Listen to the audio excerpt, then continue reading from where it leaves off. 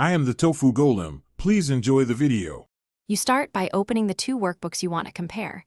Make sure each opens in its own Excel window. If a workbook opens inside the same application window, go to View, right arrow, switch windows to force separate windows. Once done, save both files so Excel can remember positions and confirm neither window is maximized. That gives you room to arrange them side by side quickly. This initial setup prevents common layout hiccups and speeds the rest of the process. You now arrange the windows for direct comparison. In Excel, go to View and click View side by side. Enable synchronous scrolling to move both sheets together.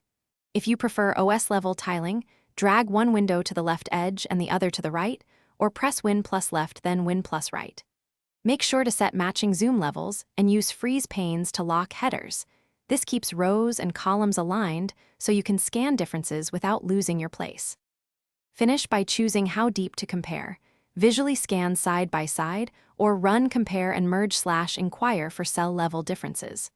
Once done, make sure to save any changes to preserve layouts. If the scrolling is out of sync, toggle synchronous scrolling or re-enable View side by side. Sometimes a quick toggle fixes it. And if windows behave oddly, close one workbook and reopen it, or restart Excel. This usually clears display glitches and restores expected side-by-side behavior. Thanks for watching. Consider subscribing if we helped you today.